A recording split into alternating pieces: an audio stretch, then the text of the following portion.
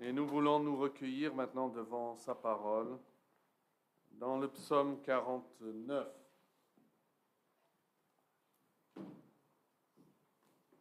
C'est les épîtres qui nous renvoient au psaume en disant « Instruisez-vous et exhortez-vous, entre autres, par des psaumes ». Donc en parcourant le Nouveau Testament, nous sommes renvoyés aux psaumes et les psaumes doivent faire partie de la vie de l'Église. Dans nos chants, mais aussi dans notre compréhension de la vie, de la théologie, de Dieu, de Christ, de tout. Les psaumes jouent un rôle majeur dans la vie de l'Église. Alors dans ma Bible, il y a 5 paragraphes. Peut-être vous avez une Bible où il y a des paragraphes, ils sont probablement pareils que dans la mienne.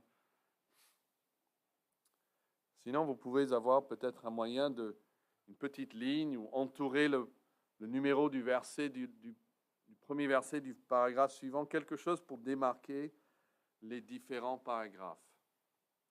Écoutez la parole de Dieu. On va tout lire et puis on va revenir sur ce psaume. Le psaume 49.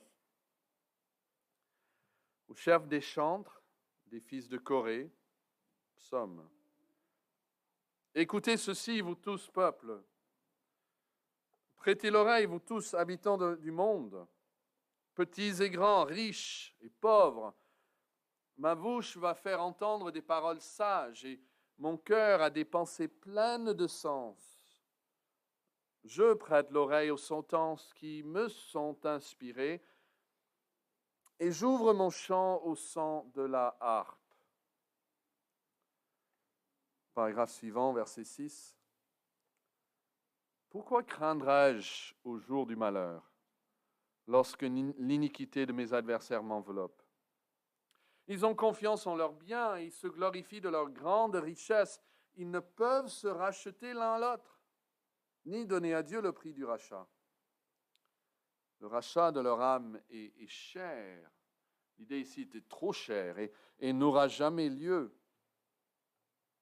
Ils ne vivront pas toujours. Ils n'éviteront pas la vue de la fosse. Paragraphe suivant, verset 11. Car ils la verront. Les sages meurent, l'insensé et le stupide périssent également. Et ils laissent à d'autres leurs biens.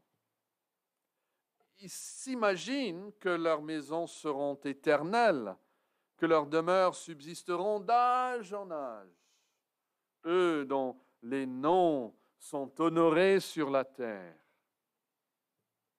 Mais l'homme qui est en honneur n'a point de durée.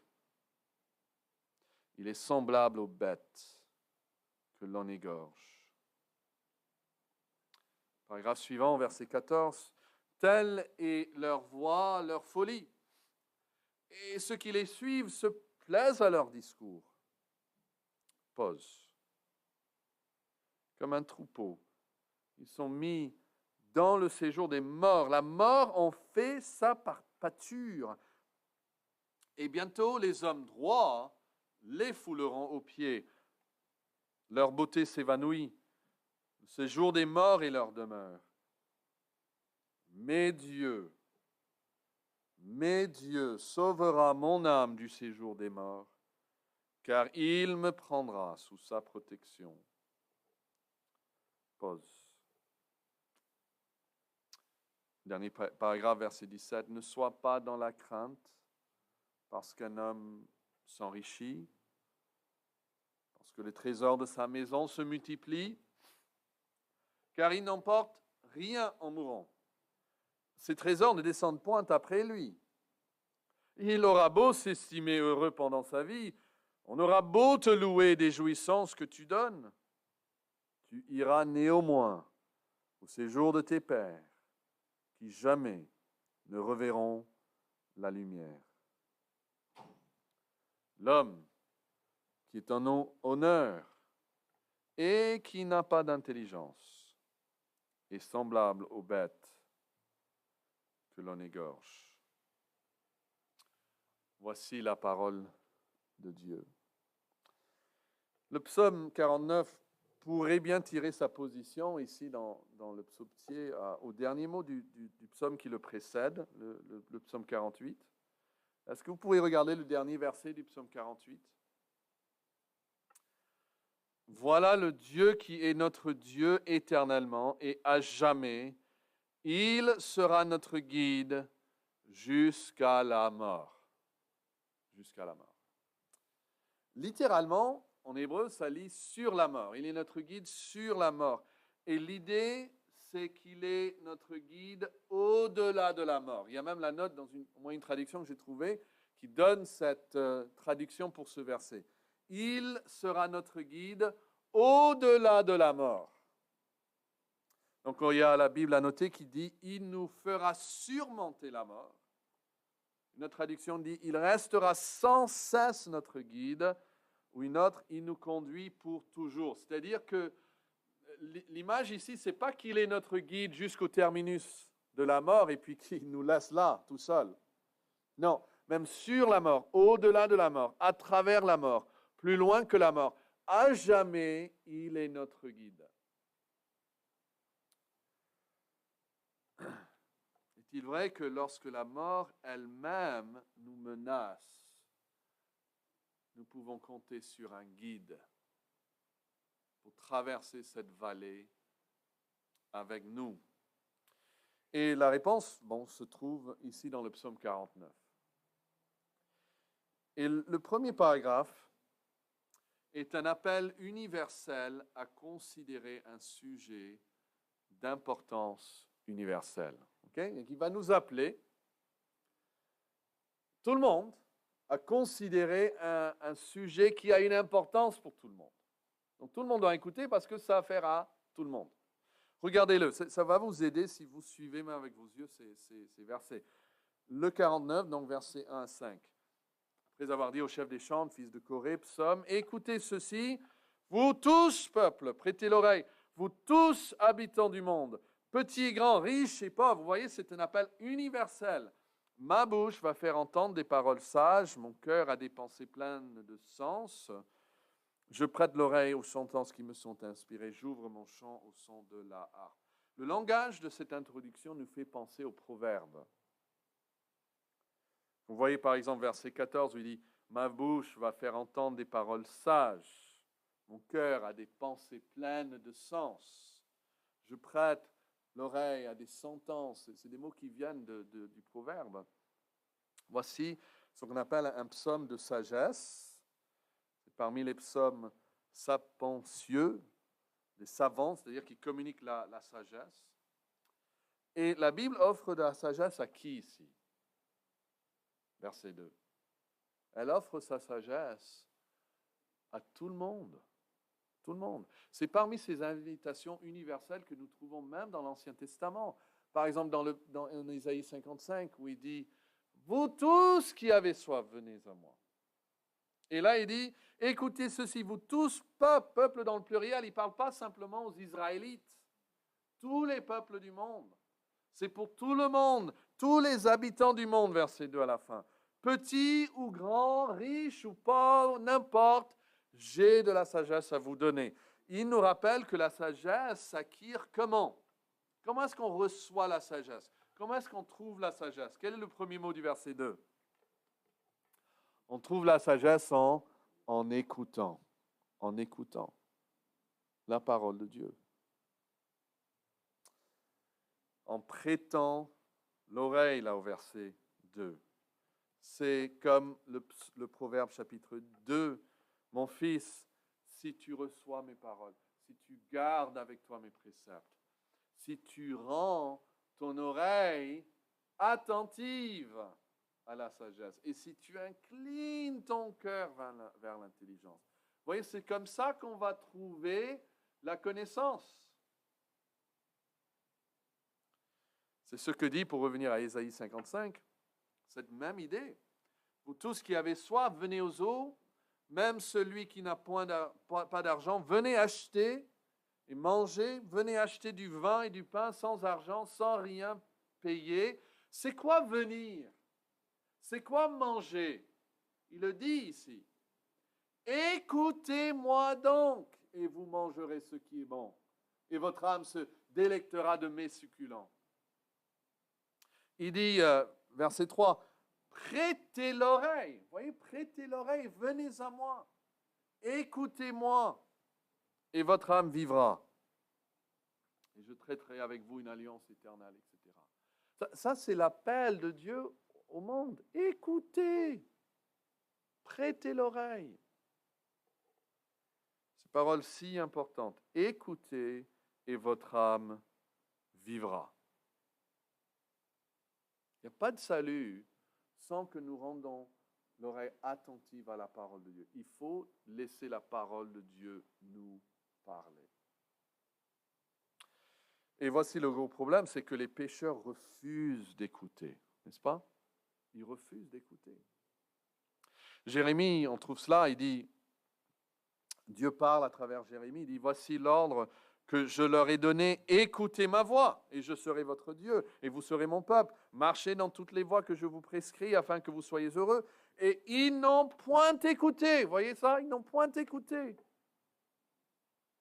Ils n'ont point prêté l'oreille. Mais ils ont suivi les conseils, les penchants de quoi? De leur mauvais cœur. Ils ont été en arrière et non en avant. Depuis le jour où vos pères sont sortis du pays d'Égypte jusqu'à ce jour, hein, c'est des centaines d'années plus tard, hein, je vous ai envoyé tous mes serviteurs, les prophètes. Je les ai envoyés chaque jour dès le matin, mais malgré cela, hein, verset 26, ils ne m'ont point écouté. Ils n'ont point prêté l'oreille. Mais au contraire, ils ont raidi leur cou. Ils ont fait le mal plus que leur père. Si tu leur dis toutes ces choses, ils ne t'écouteront pas. Si tu cries vers eux, ils ne te répondront pas. Alors dis-leur, c'est ici la nation qui n'écoute pas la voix de l'Éternel, son Dieu, et qui ne veut pas recevoir instruction. La vérité a disparu et elle s'est retirée de leur bouche. Vous voyez, imaginez ça comme titre. La nation, vous êtes la nation qui n'écoute pas la voix de l'Éternel. Et qu'est-ce qui arrive quand on refuse d'écouter la parole de l'Éternel? Qu'est-ce que Dieu fait avec sa vérité? Il la retire. Vous voyez ça dans ce verset? Il la retire. La vérité disparaît. Et un autre prophète qui parle de cela, il dit, parce que vous n'écoutez pas la parole de Dieu, il y aura une famine. Et les gens disent, ah, une famine de quoi? Il n'y aura plus de la nourriture. Non, il dit, ce n'est pas une famine de nourriture ou de boisson, mais ça sera une famine de pouvoir écouter la parole de Dieu. Je vais la retirer puisque vous l'abusez en n'écoutant pas. Donc voici un psaume qui, depuis le début, n'a pas été destiné seulement au peuple juif, mais à tous sans exception. Écoutez ceci, vous tous, peuple, prêtez l'oreille, vous tous, habitants du monde, petits et grands, riches et pauvres. Voici une sagesse qui vous est offerte. Regardez le verset 4 dans le psaume. Ma bouche va faire entendre des paroles sages. Et mon cœur a des pensées pleines de sens. Ce qu'il dit là, c'est que j'ai de la sagesse à vous communiquer. Je vais vous écouter parce que j'ai quelque chose à vous dire, plein de sagesse. Et on peut se demander, mais comment est-ce que tu as trouvé cette sagesse? Ben, il nous dit là au verset 5. Il dit, moi je prête l'oreille aux sentences qui me sont inspirées. Mon oreille écoute des proverbes sages. J'écoute attentivement les proverbes des sages. Moi j'ai reçu cela, dit les fils de Corée. Proverbe chapitre 4 dit, écoutez mes fils l'instruction d'un père et soyez attentifs pour connaître la sagesse, car je vous donne de bons conseils, ne rejetez pas mon enseignement. Et le fils, il veut demander, mais comment tu te crois si sage, papa? Et il dit dans le verset suivant, eh bien, j'étais un fils pour mon père, un fils tendre et unique auprès de ma mère, Il m'instruisait alors et me disait que ton cœur retienne mes paroles, observe mes préceptes et tu vivras. Vous voyez, il dit à son fils, j'ai du conseil, j'ai de la sagesse, mais c'est quelque chose que j'ai moi-même reçu. Ce n'est pas que j'invente ces choses. La sagesse n'est jamais inventée par l'homme. La sagesse n'est rien, en fait, de nouveau. La sagesse est un patrimoine qui nous est confié par d'autres et que nous confions donc au futur. Nous le recevons du passé, nous le confions au futur, mais ce n'est pas quelque chose que nous pouvons nous-mêmes inventer. Même les apôtres du Nouveau Testament insistaient sur cela. Donc Paul, en parlant de l'Évangile, il va dire « Je vous ai enseigné avant tout comme je l'avais aussi reçu. » Quand il parle de la table du Seigneur, il dit « J'ai reçu du Seigneur ce que je vous ai enseigné. » Et il dit la Bible même, le fait que Christ soit mort pour nos péchés, tout cela est selon les Écritures. Donc si un homme se lève, commence à dire « Ah, j'ai une sagesse, j'ai une expérience, j'ai des choses à vous dire, des choses qui sont nouvelles. » Il faut toujours se méfier d'une sagesse nouvelle. Une opinion peut émaner de moi-même, mais la sagesse ne peut être reçue que comme une charge qui est par la suite transmise. Et donc il dit à la fin du verset 5, vous pouvez le regarder, « J'ai reçu ces choses, donc j'ouvre mon chant au son de la harpe. » Ouvrir ici, le verbe peut signifier soit exposer un problème, soit le résoudre. Mais dans le contexte où il vient de dire au verset 4, « Ma bouche va faire entendre des paroles sages », je crois qu'il parle ici de résoudre. Je vais résoudre un problème pour vous. Et je le fais même par des chants. Il instruit, il exhorte par ce chant. Le psalmiste donc va nous présenter un sujet d'importance universelle, mais pas seulement le présenter, il nous promet qu'il va l'ouvrir, qu'il va l'exposer, qu'il va le résoudre. Ça vous rend curieux? Là, je n'ai pas besoin de cette sagesse.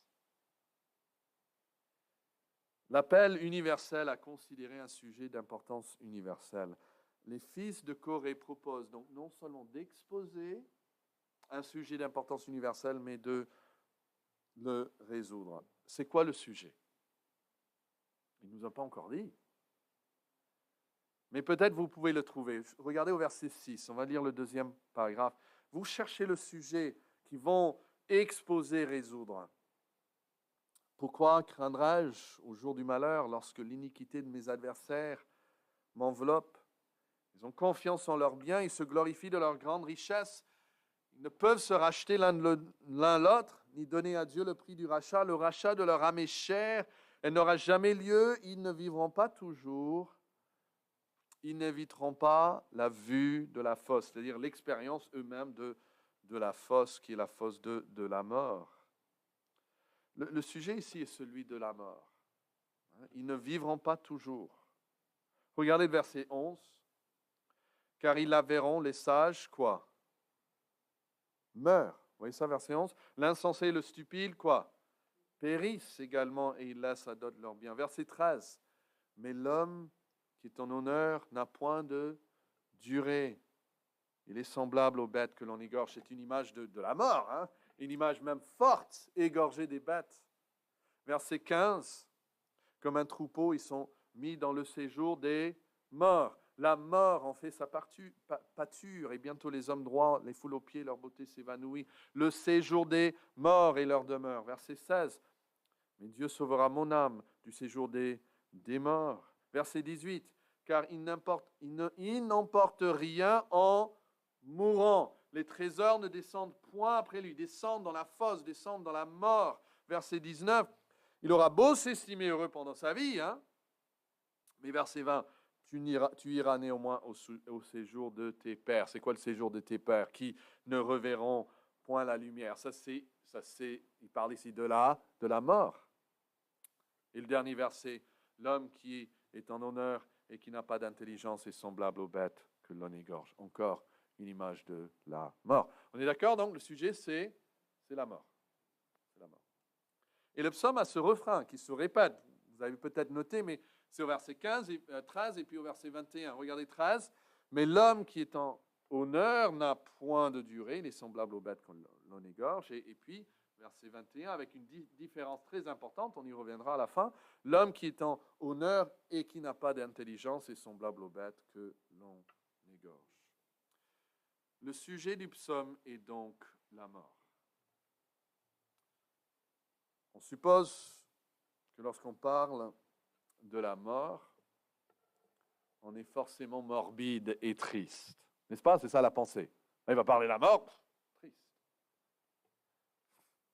Mais un commentateur dit que nous trouvons dans ce psaume, et je cite, l'un des sommets de l'espérance dans l'Ancien Testament. L'un des sommets de l'espérance. Alors, comment ça? Comment parler de la mort et parler de l'espérance en même temps? Parce qu'une solution à un petit problème est quel type de solution? Une solution à un petit problème est une petite solution. On est d'accord? Mais une solution à un grand problème est une grande solution. Si je dis, voilà, je ne sais pas, j'ai trouvé la solution à je sais pas, à votre masque perdu. Voilà. Je l'ai ici avec moi. C'est une petite solution.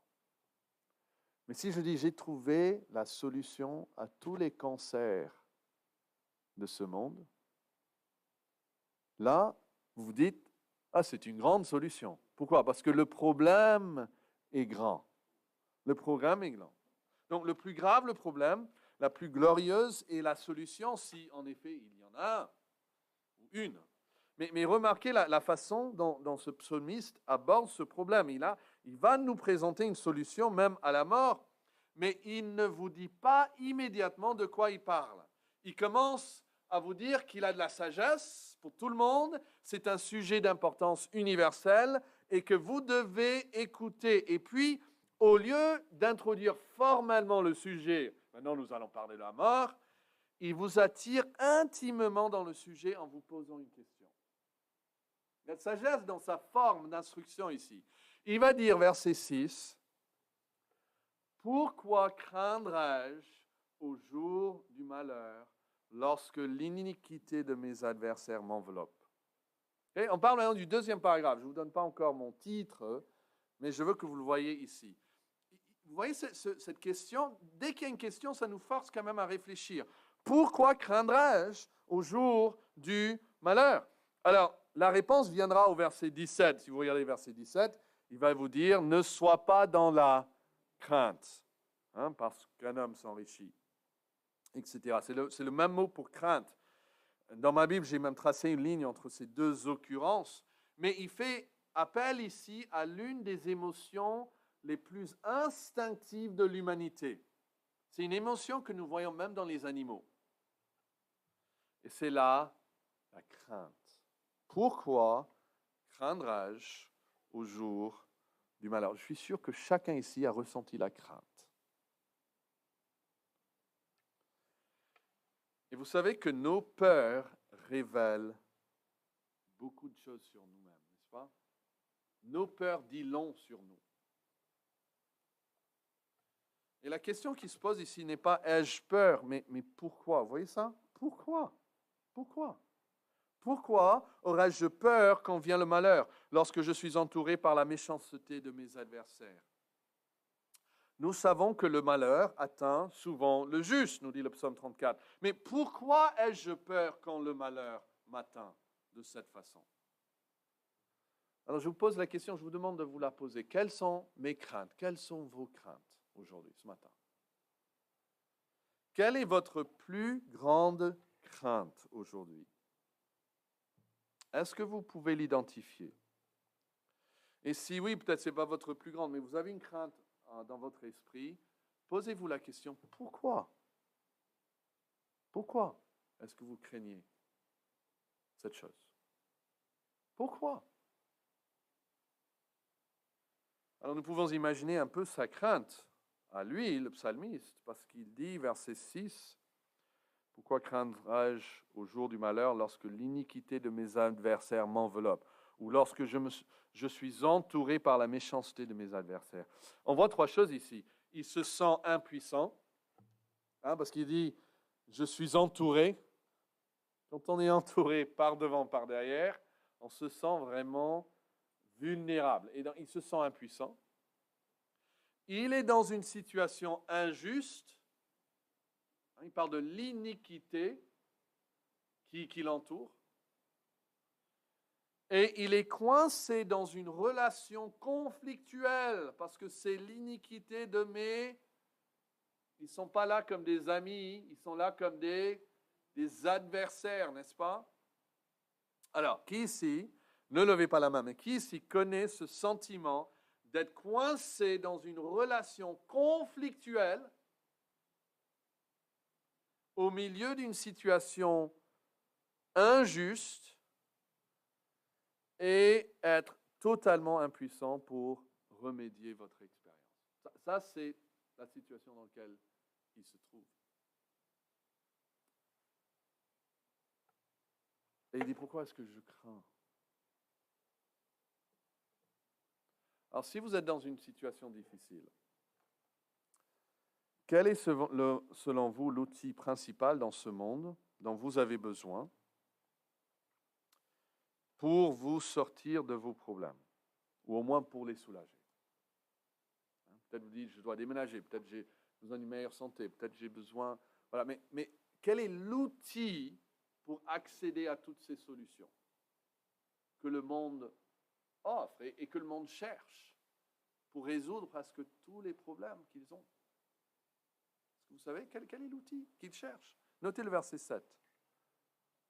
Qu'est-ce que nous aimerions tous avoir en plus grande quantité? Des biens et des richesses. Et nous pouvons trouver des moyens où la richesse peut nous aider face même à ces problèmes. Et donc, ce qu'il fait dans ce deuxième paragraphe, c'est la folie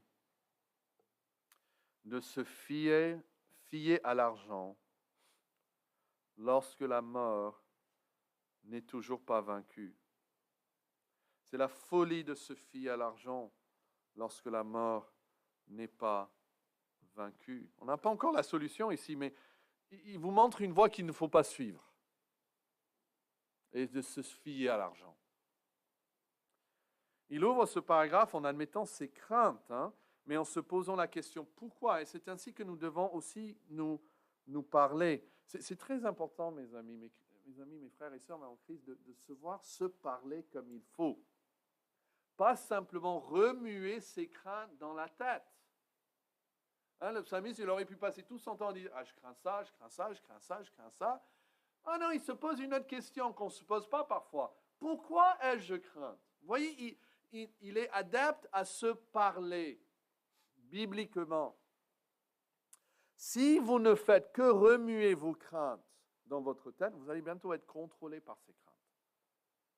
Ils vont vous pousser à prendre des décisions qui ne sont pas sages et à faire des choses qui seront au détriment de vous-même et de ce que vous aimez. Pensez à la vie de Saül. Je ne peux pas raconter toute sa vie, mais ça, c'était le premier roi, le roi Saül. C'était une vie qui était de plus en plus contrôlée par la crainte. Il va prendre des décisions importantes, offrir un sacrifice, par exemple, quand il ne doit pas le faire, parce qu'il dit « je craignais le peuple ». Il va passer des années de sa vie, il va devenir tellement contrôlé par sa crainte qu'il va passer des années de sa vie à pourchasser David. Quelle folie! Vous savez, c'est une folie d'avoir peur de David. David qui refusait de lui faire du mal, qui était loyal dans tout ce qu'il faisait. Quelle stupidité de donner son énergie. Il est roi et il chasse un homme qui refuse de lui faire du mal. C'est parce que c'est un homme contrôlé par ses craintes. Et nous pouvons faire la même chose, et nous le voyons parfois autour de nous, des gens qui deviennent tellement contrôlés par leurs craintes que la crainte les pousse à faire des choses qui ne sont pas sages et à leur propre détriment et au détriment des autres. Et donc, il se demande, verset 6, pourquoi aurais-je peur quand vient le malheur, lorsque je suis entouré par la méchanceté de mes adversaires? Mais ce qui est intéressant, c'est que dans la suite, au lieu de développer sa propre situation, ce qui aurait été certainement intéressant pour nous, on aurait bien aimé savoir un peu ce qu'il vivait, il va parler de quelqu'un d'autre. Notez les pronoms au verset 7, 8, 9 et 10.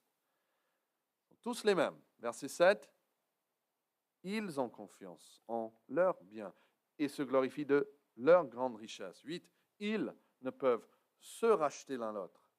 Verset 9, le rachat de leur âme est cher. Verset 10, ils ne vivront pas toujours. Ils n'éviteront pas la vue de la fosse. Ça, c'est une bonne approche. Il se demande pourquoi je crains.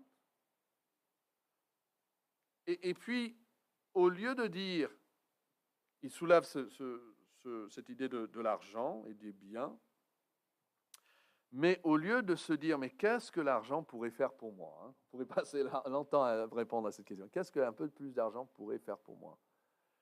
Voici la question qui se pose. Qu'est-ce que l'argent fait pour les riches? Qu'est-ce qu'il fait pour eux?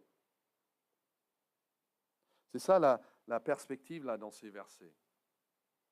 Ils regardent à eux qui font confiance à leurs biens. Et qu'est-ce que ça leur apporte en fin de compte?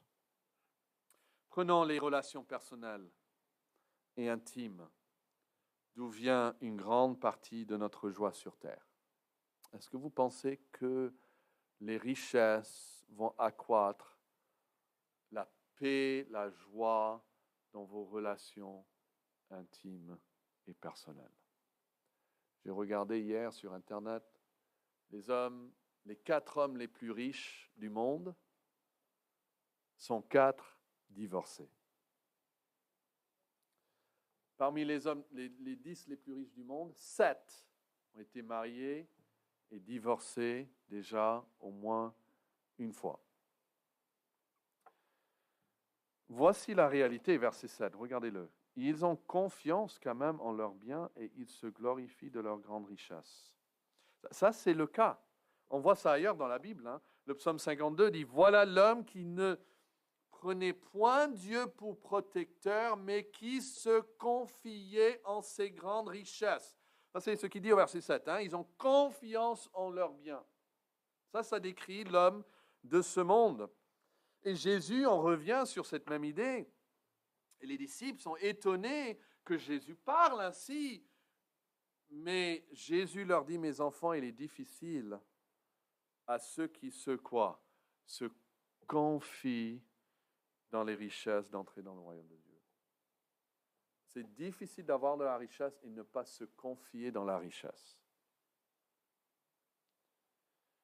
Et Job, en parlant des malheurs qu'il aurait pu commettre, mais qu'il ne l'a pas fait, il dit, Job 31, 24, « Si j'ai mis dans l'or ma confiance, et si j'ai dit alors, tu es mon espoir. » C'est exactement ce que font beaucoup de personnes. Tu es mon espoir. Mais voici leur folie sur verset 8. Regardez verset 8. Ils ne peuvent se racheter l'un l'autre, ni donner à Dieu le prix du rachat. Le rachat de leur âme est cher. C'est-à-dire, même par rapport aux riches, c'est trop cher. Et donc, il n'aura jamais lieu.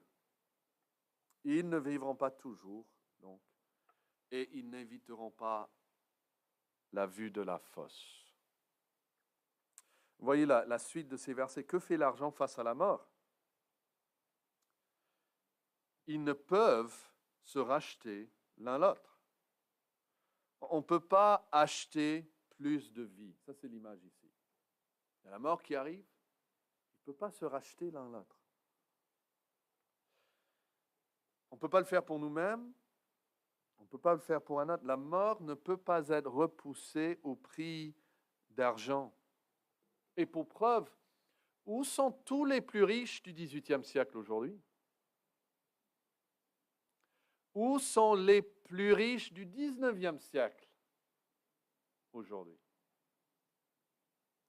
Et dans quelques années, où seront les plus riches du XXe et XXIe siècle? Ils seront tous morts.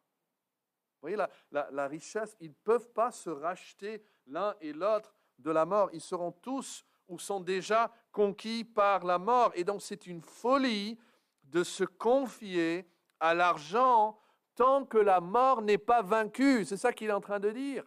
Ne pensez pas que l'argent est votre solution. La mort demeure même sur les riches. Ils ne peuvent pas s'acheter l'un et l'autre pour se protéger de la mort. Verset 9. Donc, verset 10, ils ne vivront pas toujours.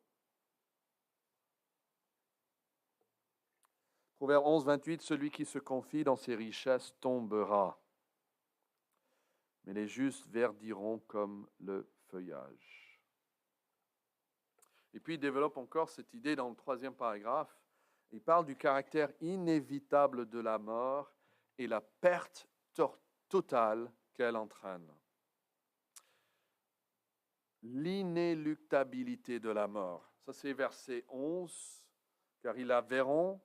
Les sages meurent, l'insensé et le stupide périssent également, et ils laissent à d'autres leurs biens. Ils s'imaginent que leurs maisons seront éternelles, que leurs demeures subsisteront d'âge en âge, eux dont les noms sont honorés sur la terre, mais l'homme qui est en honneur n'a point de durée. Ils imaginent des choses, mais il n'a pas de durée. Ils imaginent, mais ils sont semblables aux bêtes que l'on égorge. Où sont les biens dont ils se confient au verset 7? Vous voyez, au verset 7, ils se confient dans leurs biens. Et où sont-ils après? Ils laissent à d'autres leurs biens. Tous ces biens dans lesquels ils se confiaient, c'est quelqu'un d'autre qui les reçoit. Voici encore la mentalité, verset 12. Ils s'imaginent que leurs maisons seront éternelles, que leurs demeures subsisteront d'âge en âge. Je vous lis ça dans une autre traduction. Ils croient que leurs édifices seront à l'abri du temps pendant des générations et qu'ils pourront laisser leur nom laisser leur nom à leur terre pour toujours. C'est-à-dire, il y a des hommes, surtout, des hommes qui sont grands, ils disent, OK, c'est vrai, je vais mourir, mais je veux laisser quand même un souvenir. Je veux laisser quand même quelque chose derrière moi. Absalom a fait ça, il a construit une statue parce qu'il dit, j'ai pas d'enfant, il faut bien qu'on me souvienne de moi après ma mort. Donc il a construit cette statue en son honneur. Et ça se fait depuis que les hommes, ils pensent toujours à qu'est-ce que les gens vont dire de moi après la mort, parce que quelque part, ils s'imaginent que même si eux, ils vont mourir, leur mémoire pourra quand même subsister. Et donc, ici, il dit, ils donnent leur nom à leur terre. Et la rue va être baptisée en leur nom, peut-être la ville, ou un champ, ou quelque chose qu'ils vont créer, ils vont mettre leur nom dessus.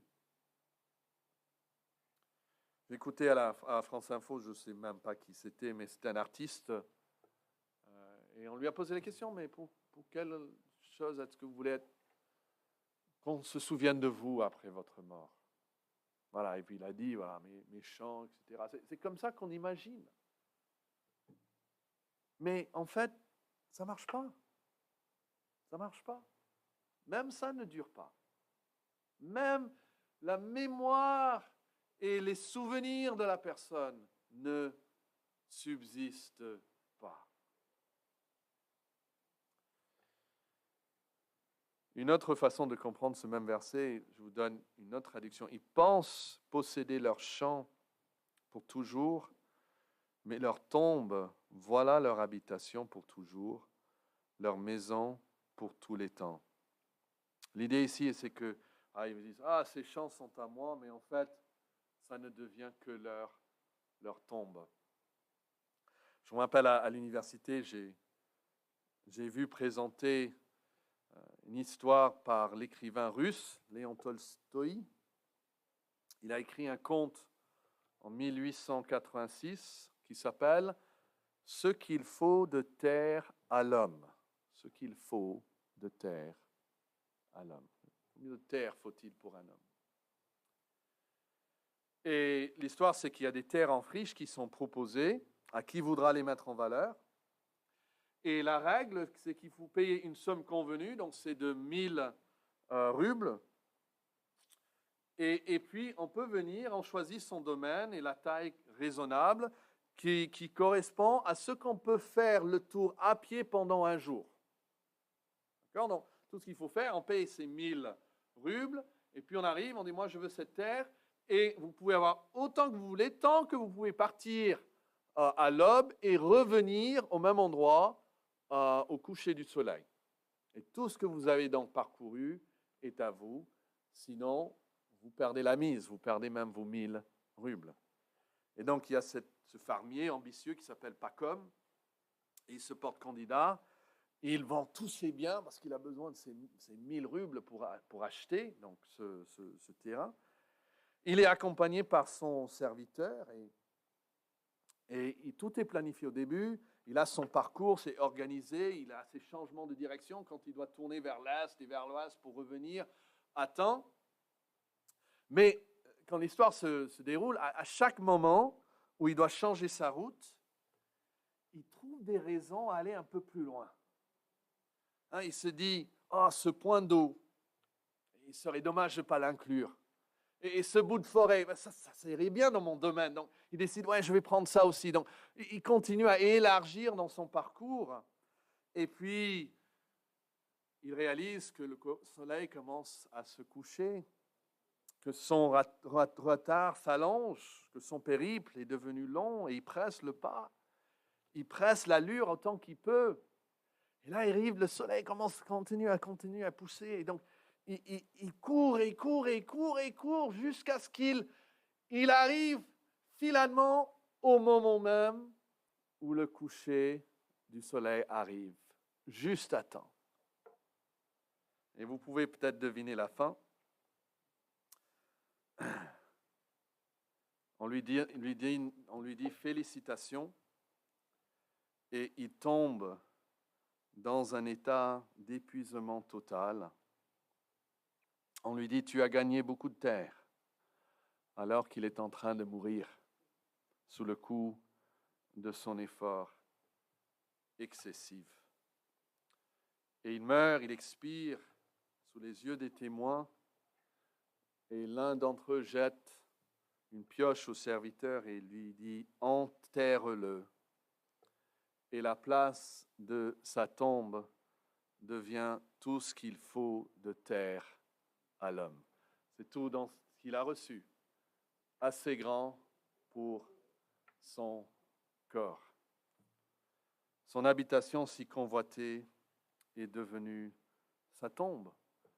Et c'est un conte qui a été écrit pour, en fait, démontrer ce que font beaucoup de personnes. Ils s'acharnent, ils travaillent. Ils se tuent pour amasser des trésors qui sont trop épuisés, même pour en jouir. Et quelle est la conclusion de tout cela? Regardez le verset 13. Mais l'homme qui est en honneur n'a point de durée. Il est semblable aux bêtes que l'on égorge. Si la seule manière d'éviter la peur et la perte de la mort est de ne pas y penser, c'est vous, mes amis, qui êtes pleins de folie. Il dit, je ne pense pas à la mort, c'est trop... Non. De dire, j'aime pas penser à mon cancer, donc ma maladie, donc je refuse de parler aux médecins par rapport à ce qui ne va pas. Je préfère rester positif. Ça, c'est une folie. Et dire, je ne pense pas à la mort. Non, ça, c'est une folie extrême. Ceux qui pensent surmonter la mort en l'ignorant démontrent une folie extrême. Nous avons tous un rendez-vous avec la mort. Et ce qui vient, 4e paragraphe, ici, c'est nous voyons la distinction. Il y a une grande distinction face à la mort. Vous pouvez regarder le verset 14 à 16. Telle est leur voie, leur folie. Vous voyez, c'est une folie ici, mais ce n'est pas tous, c'est eux et ceux qui les suivent et qui se plaisent à leur discours, parce qu'il n'y a pas seulement un seul discours. Verset 15, comme un troupeau, ils sont mis dans le séjour des morts, la mort en fait sa pâture, et bientôt les hommes droits les foulent aux pieds, leur beauté s'évanouit, le séjour des morts est leur demeure, mais Dieu sauvera mon âme du séjour des morts, car il me prendra sous sa protection. Pause. Verset 14. Telle est leur voix, leur folie, et ceux qui les suivent se plaisent à leur discours. Hein. Notez encore ce pronom leur. Il ne parle pas de tous. Rappelez-vous ce qu'il avait dit au verset 7. Ils ont confiance en leurs biens et se glorifient de leur grande richesse, mais voici leur sort. Verset 14. Tel est le sort de ceux qui vivent dans une folle sécurité et de ceux qui suivent leur exemple, qui prennent plaisir à leurs paroles. Ça, c'est leur sort. Et ici commence à émerger une distinction entre ceux qui s'attachent aux richesses de ce monde et à cette folie et les hommes de Dieu. Verset 15. Comme un troupeau, ils sont mis dans le séjour des morts, la mort en fait sa pâture. Ou on les pousse vers la tombe comme un troupeau de moutons. Oui, la mort les mène paître. Nous avons ici la personnification de la mort. La mort est traitée comme une personne qui fait des choses. Et c'est traité comme ici un berger. Vous voyez ça, verset 15 ? La mort les mène paître. La mort est leur berger. Ça, c'est l'image. Une image aussi très, très forte. Et vous, mes amis, si vous n'avez pas Christ comme berger, vous devez dire, la mort est mon berger. Je manquerai un jour de tout. Il me dirigera vers la fosse de la mort éternelle. La mort ici présentée comme le berger qui les mène vers la mort. Il dit à la fin du verset 15, leur beauté s'évanouit, le séjour des morts devient leur demeure. Mais est-ce que vous avez noté le contraste ? C'est au milieu du verset 15 où ça apparaît pour la première fois comme un troupeau, ils sont donc mis dans le séjour des morts, la mort en fait sa pâture. Mais regardez cette phrase. Et bientôt les hommes droits les fouleront aux pieds. Il y a une distinction là. Les hommes droits, tout d'un coup on commence à parler pas seulement des riches qui font confiance, mais des hommes droits. Vous voyez le contraste entre ceux qui en définitive ne bénéficieront d'aucun secours et ceux qui sont finalement victorieux. Ça, c'est l'image ici, de fouler aux pieds. La Bible dit dans les Épîtres que Satan sera bientôt écrasé sous vos pieds. Vous serez vainqueurs, mais aussi de tous ceux qui s'allient avec Satan. Et quand est-ce que ça arrive ? Dans notre traduction, ça dit bientôt, mais peut-être vous avez une autre traduction qui dit au matin. Littéralement, c'est ça le matin, c'est ça le mot ici. Et les justes, au matin, les foulent aux pieds. Alors, ils ont pris ce mot au matin pour dire bientôt, mais c'est dommage qu'ils n'ont pas préservé, parce que le matin est une image de la résurrection. L'image de la résurrection. Et nous devons donner tout le poids à ce mot. Je suis convaincu que c'est de la résurrection qu'il parle ici, parce qu'il est notre guide au-delà de la mort et jusqu'au matin. Mais c'est encore mieux que cela, parce que dit le verset 16 ?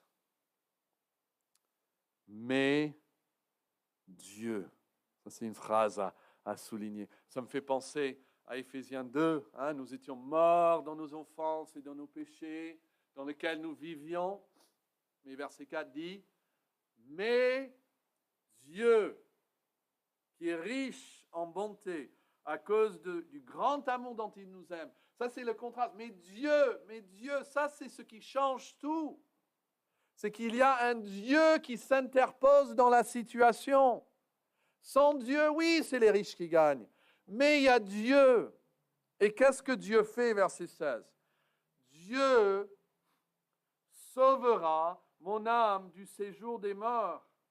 Là encore, si vous pouvez noter dans votre Bible, au-dessus du mot sauver, c'est le mot racheter. Là encore, c'est dommage qu'en une seconde, ils mettent sauver. Le mot est racheté. D'autres traductions le disent. Dieu rachètera ma vie du séjour des morts. Et ça crée un lien avec ce qui avait été dit au début du psaume, quand il ne peut pas se racheter les uns les autres, mais Dieu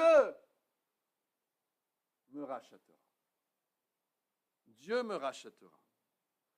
Dieu rachètera ma vie du séjour des morts. Il sera ma rédemption. Et vous voyez, la mort est plutôt impersonnelle ici.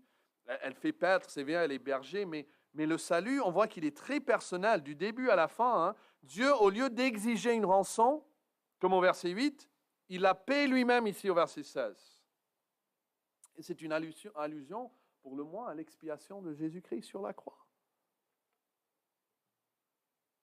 Et les termes « il » et « me », vous voyez, ça confirme qu'il ne s'agit pas d'un salut à distance, mais d'une rencontre face à face. Il me rachètera ma vie. Il y a une note dans la nouvelle édition de Genève, qui est ma traduction, qui dit que les mots « sous sa protection » sont ajoutés. Donc, littéralement, nous avons dans ce verset « Dieu rachètera ma vie des séjours des morts. » Okay? Car il me prendra. Car il me prendra. Qu'est-ce que ça veut dire, il me prendra? Quand nous parlons de la mort. Vous savez, une référence que vous pouvez mettre juste à côté de ce mot prendre, c'est Genèse 5, 24. C'est le même mot. Et en Genèse 5, 24, nous avons Enoch marcha avec Dieu, puis il ne fut plus parce que Dieu le prit. Et c'est une des premières indications que nous avons dans toute la Bible, hein, en Genèse, ici, très tôt en Genèse, que la mort n'est pas la fin. Parce qu'eux, ils ont vécu ça, ils ont connu Enoch, et puis tout d'un coup, il n'était plus là. Forcément, il y a quelque chose en dehors de la mort, au-delà de la mort. Dieu l'a pris. Et le psalmiste prend ce même mot et il dit, Dieu me rachètera de la mort, ma vie de la mort, car il me prendra. Ça, c'est la foi qui vient de l'Ancien Testament. Jésus a dit, quand deux sœurs pleuraient la mort de leur frère, il a dit, celui qui croit en moi, il vivra, même s'il soit mort. Et celui qui croit en moi, il dit, vous ne verrez même pas la mort. Pourquoi? Parce qu'il nous prend. Et le psalmiste peut dire dans le psaume 23, l'Éternel est mon berger, hein, et il est avec moi dans la vallée de l'ombre de la mort. Et donc je ne crains aucun mal. Pourquoi? Parce qu'il est avec moi dans l'ombre de la mort. Ça, c'est la confiance, la foi qu'ils avaient. Et qu'est-ce que Jésus a dit à ses disciples? Que votre cœur ne se trouble point. Croyez en Dieu et croyez en moi. Il y a plusieurs demeures dans la maison de mon Père. Si cela n'était pas, je vous l'aurais dit. Je vais vous préparer une place. On a chanté tout à l'heure, ma place est déjà préparée. Il a dit, je vais vous préparer une place. Et lorsque je m'en serai allé, et que je vous aurai préparé une place, je reviendrai. Et quand je reviens, qu'est-ce que je ferai? Je vous prendrai avec moi. Je vous prendrai. Afin que là où je suis, vous y soyez aussi pendant toute l'éternité. Quelle beauté! On comprend pourquoi ils ont dit de ce psaume, c'est un sommet de l'espérance, même dans l'Ancien Testament. Il dit, Dieu m'a racheté lui-même, mon salut se trouve en lui. Et il me prendra. Il me prendra. Et donc finalement, c'est un appel, le dernier paragraphe, à toutes les personnes à être sages face à la mort. Il dit au verset 17, ne sois pas dans la crainte parce qu'un homme s'enrichit, parce que les trésors de sa maison se multiplient. Ne vous inquiétez pas de ça, ne soyez pas dans la crainte à cause de ça, car il n'emporte rien en mourant. Et ses trésors ne descendent point après lui. Voici l'appel à ne plus craindre. Pourquoi ne pas craindre? On s'est dit ça, hein? Pourquoi craindrais-je? Et pourquoi ne pas craindre? Il dit ici, verset 17, parce que les trésors de sa maison se multiplient, car ne craignez pas, car il n'emporte rien en mourant, et ses trésors ne descendent pas après lui. Il y a l'histoire de deux hommes qui se parlent de la mort de l'homme le plus riche de la ville. Et l'un dit à l'autre, mais combien d'argent a-t-il emporté avec lui dans sa mort? Et l'autre a dit quoi? Rien de tout. Rien de tout. On n'emporte rien dans la mort. Job 1, Job dit, après toutes ses souffrances, il dit, vous savez, je sais une chose, je suis sorti nu du sein de ma mère et je sais que je retournerai et nu je retournerai dans le sein de la terre.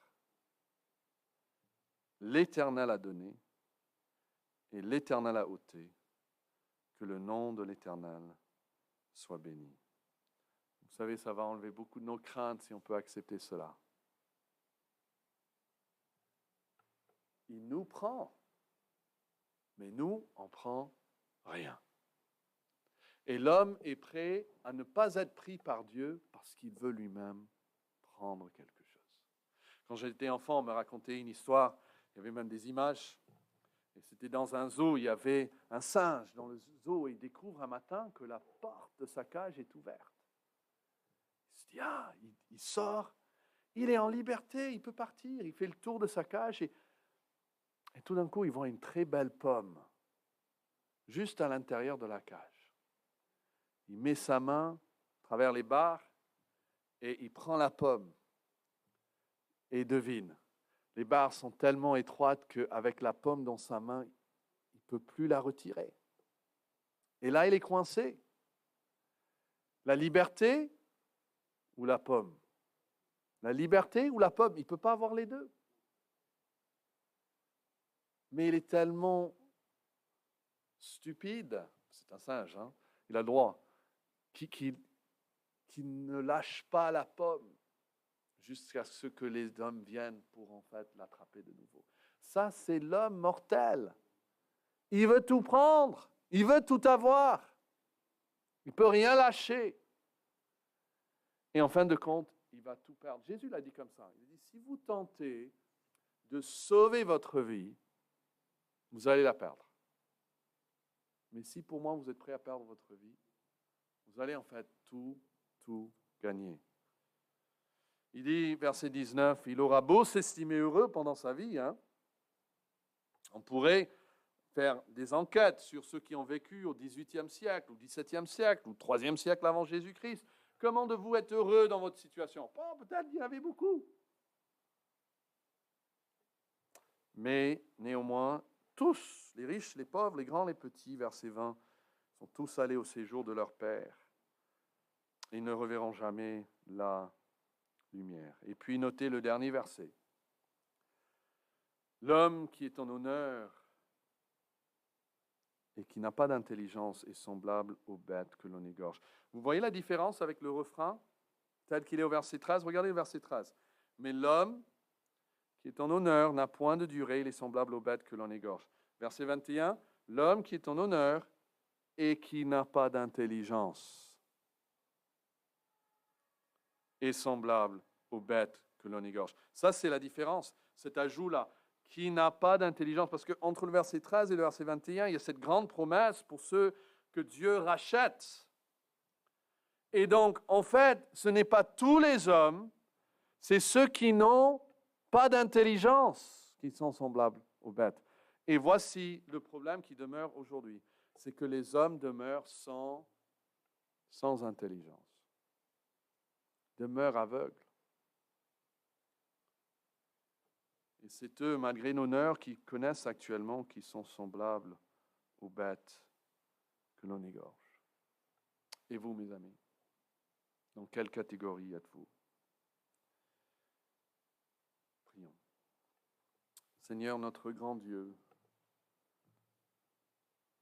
toi qui es notre refuge d'éternité en éternité, de siècle en siècle. Nous confessons que nous sommes des êtres nés comme d'hier et qui mourront comme demain. Notre vie est si passagère et éphémère et fragile.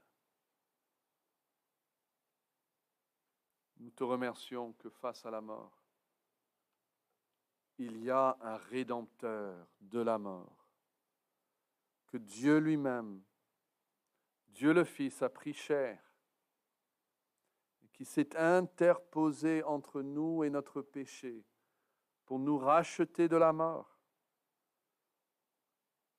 Et nous prions que tu donnes cette sagesse qui reconnaît notre sort, qui reconnaît la justice avec laquelle tu nous juges, mais la grâce que tu nous offres, et qu'aujourd'hui soit le jour du salut. Et nous prions ces choses au nom de Jésus-Christ.